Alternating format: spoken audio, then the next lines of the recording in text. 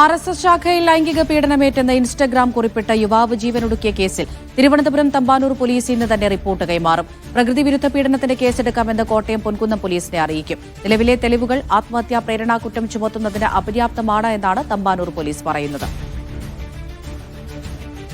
Sijo V John വിവരങ്ങൾ നൽകാനായി തിരുവനന്തപുരത്ത് നിന്ന് ചേരുന്നുണ്ട്. സിജോ, ഈ വിഷയത്തിലേക്ക് വന്നാൽ യുവാവിന്റെ മരണമൊഴി പോലെ ഒരു ഇൻസ്റ്റഗ്രാം വീഡിയോ ഉൾപ്പെടെ ഉണ്ടായിട്ടും അന്വേഷണം കാര്യക്ഷമമായി നടക്കുന്നില്ല എന്നുള്ളൊരു ആക്ഷേപമൊക്കെ ഉയരുന്ന സാഹചര്യമാണ്. ഇപ്പോൾ എന്ത് തീരുമാനത്തിലേക്കാണ് പോലീസ് എത്തിയിരിക്കുന്നത്? ഈ നിതീഷ് മുരളീധരൻ, ഇയാളെക്കുറിച്ച് എന്തെങ്കിലും ഒരു സൂചന ലഭിച്ചോ? ഇയാളെക്കുറിച്ചുള്ള സൂചന ലഭിച്ചിട്ടുണ്ട്. പൊൻകുന്നം പോലീസാണ് ഇതിന്റെ കാര്യത്തിൽ ഇനി തുടർ നടപടികൾ സ്വീകരിക്കേണ്ടത്. അവർ തമ്പാനൂർ പോലീസിന്റെ റിപ്പോർട്ടിന് വേണ്ടി വെയിറ്റ് ചെയ്യുകയാണ്.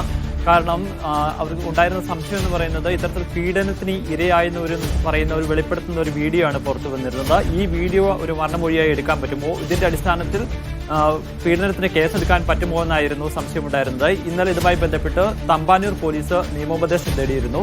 ഇതൊരു പ്രധാന തെളിവായി എടുക്കാം എന്നുള്ളത് തന്നെയാണ് അവർക്ക് ലഭിച്ചിരിക്കുന്ന നിയമോപദേശം. അതുകൊണ്ട് പ്രകൃതി വിരുദ്ധ ലൈംഗിക പീഡനം വകുപ്പുകൾ ചുമത്തി ഇയാൾക്കെതിരെ കേസെടുക്കാമെന്ന് അറിയിക്കുകയും ചെയ്തിട്ടുണ്ട്. ഇത് പ്രകാരമാണ് ഇപ്പോൾ തമ്പാനൂർ പോലീസ് ഒരു റിപ്പോർട്ട് തയ്യാറാക്കുന്നത്.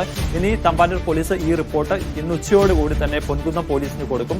ഈ റിപ്പോർട്ട് സ്വീകരിച്ചതിന് ശേഷം ഈ പ്രകൃതി വിരുദ്ധ ലൈംഗിക പീഡനത്തിന് കേസെടുക്കേണ്ടത് പൊൻകുന്നം പോലീസാണ്. അവർ വൈകാതെ തന്നെ എടുക്കുമെന്നും പ്രതീക്ഷയാണ് ഉള്ളത് താനും. രണ്ടാമത്തെ കാര്യം എന്ന് പറയുന്നത് ഈ മരണത്തിന് പിന്നാലെ തമ്പാനൂർ പോലീസ് കേസെടുത്തിരുന്നത് അസ്വാഭാവിക മരണത്തിനാണ് കേസെടുത്തിരുന്നത്. കാരണം ലോഡ്ജ് മുറിയിൽ മരിച്ച നിലയിൽ കണ്ടെത്തിയ സാഹചര്യത്തിൽ അത്തരമൊരു വകുപ്പാണ് ആ ഘട്ടത്തിൽ വരിക. പിന്നീടാണ് ഇതിലൊരു ഇൻസ്റ്റാഗ്രാം കുറിപ്പ് വരുന്നത്.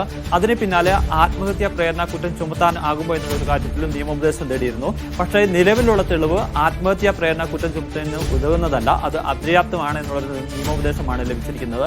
അങ്ങനെയാണെന്നുണ്ടെങ്കിൽ കൂടുതൽ തെളിവുകൾ ലഭിക്കുന്ന സാഹചര്യത്തിൽ മാത്രം ആത്മഹത്യാ പ്രേരണ കുറ്റം ചുമത്താൻ വേണ്ടിയിട്ടാണ് തമ്പാനൂർ പോലീസ് തീരുമാനിച്ചിരിക്കുന്നത്. ശരി.